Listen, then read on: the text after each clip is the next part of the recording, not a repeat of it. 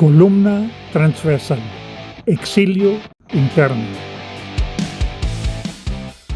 Todos hablan de los muchos que en los últimos meses se vieron obligados de abandonar El Salvador e ir al exilio, debido al incremento de la persecución a quienes hablaban en contra de la dictadura. Pero los exiliados hablamos, algunos con voces resonantes. Sin embargo, existe otro exilio que no habla, el exilio interno. No hablar es su definición.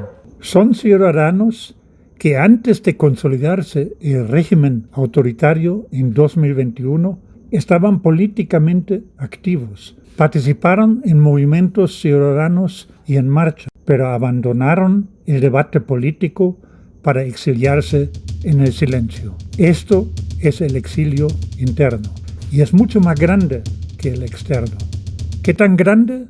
Resulta imposible medir, porque estos exiliados ya no se expresan. Muchos de ellos incluso se cierran al debate privado, entre amigos, entre compañeros de luchas del pasado. Simplemente dejan de hablar de política. Varios amigos míos, tanto salvadoreños como estadounidenses o europeos, quienes recientemente viajaron a El Salvador para explorar la situación y medir el ánimo de la gente ante la nueva dictadura, regresaron desilusionados, siendo ellos personas que durante décadas han dado seguimiento solidario al país y cultivado amistades con protagonistas de las luchas democráticas en El Salvador. Ahora encontraron que muchos de ellos prefieren no hablar, ni siquiera en privado, sobre el gobierno, sobre la perspectiva de una oposición, sobre política en general.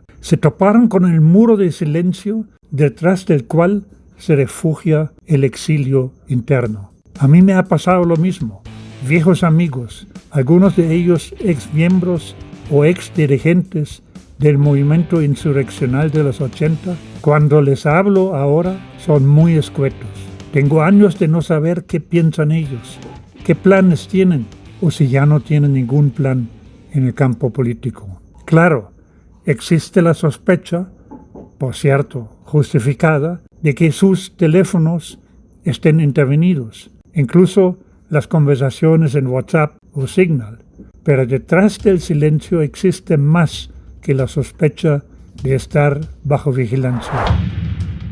Algunos que sí hablan todavía conmigo me confirman que lo mismo pasa a ellos cuando quieren discutir con sus ex compañeros. No es solo el miedo de estar bajo vigilancia, también es una creciente desconfianza generalizada y una sensación de que no tiene sentido hablar y discutir si de todos modos no se puede cambiar nada, por lo menos no por ahora. Hay quienes confunden este exilio interno con la ausencia de oposición.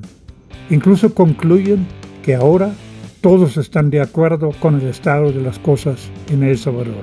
Grave error. La gente se refugia en el exilio interno porque no consideran que en este momento vale la pena exponerse, por falta de condiciones de enfrentarse a la dictadura. Pero, ojo, prefieren autosilenciarse. Ante el riesgo de ser silenciados por el régimen, ante el peligro de que el gobierno los obligue a exiliarse en tierras ajenas o que los encierre, prefieren encerrarse en el exilio interno.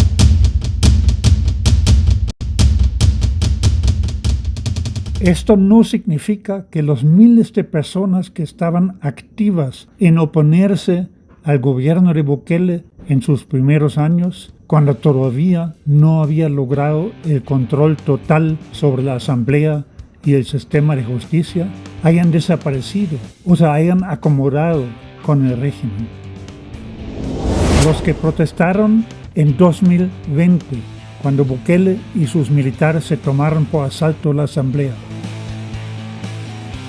Los que se autoconvocaron en las marchas del 1 de mayo y del 15 de septiembre para protestar contra el Bitcoin y luego contra el estado permanente de excepción. Las madres que exigían información sobre sus hijos desaparecidos y secuestrados en las cárceles sin debido proceso. Los veteranos de guerra de ambos bandos que exigieron la libertad de sus dirigentes Atilio Montalvo y Pepe Santos. Los vendedores informales y comunidades agrícolas que se enfrentaron contra los desalojos. Los ecologistas que marcharon contra la destrucción del espino, de la Cordillera del Bálsamo y del río Lempa. Todos ellos siguen existiendo, siguen encachimbados, siguen esperando el momento en el cual valga la pena salir del exilio interno y retomar sus luchas. Es mentira que no existe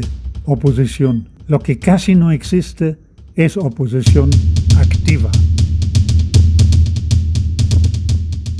Muchos se sienten defraudados de sus dirigencias históricas con toda la razón. Se sienten confundidos porque, por ahora, no existe un movimiento opositor que ofrezca una visión de cambio, de pluralidad y de unidad. Claro, con tanta gente encerrada en su propio exilio, es difícil que nazca este tipo de liderazgo opositor. Pero pongo el énfasis en la expresión por ahora. No es una expresión de resignación, tampoco solamente de esperanza. Es una expresión de desafío. Llegará nuestra hora, la hora de salir del exilio y levantar las voces, la hora de actuar. ¿Cómo llegará esta hora? No llega por sí sola. Tampoco es suficiente esperar que se profundizan las grietas del régimen o que el liderazgo de Bukele se debilite por los miles de promesas no cumplidas. Requiere trabajo por parte de quienes se proponen levantar una oposición. Requiere la capacidad de detectar cuándo se abre un espacio y está preparado para aprovecharlo. El primer espacio que se abrirá es el electoral del 2027. Este espacio se abre mucho antes, casi mañana, y es preocupante que no existe, o por lo menos no lo percibo, ningún debate para definir una estrategia común y una forma adecuada de unidad de acción para llenar este espacio. La gran oportunidad es que en la coyuntura electoral, haciéndolo bien, se logre romper el silencio. Se abrirá un canal, tal vez el único, en que la gente se pueda expresar sin miedo de represalias, votando. Bajo la protección que da el proceso electoral, los activistas pueden activarse, organizar y convocar. La gente, ahora pasiva, podrá usar su voto para expresar su desacuerdo, no para ganar. Esto es imposible ante toda la gama de fraude que tiene a la mano el gobierno y ante una mayoría todavía engañada. Es para romper el silencio y poner a la oposición en el mapa.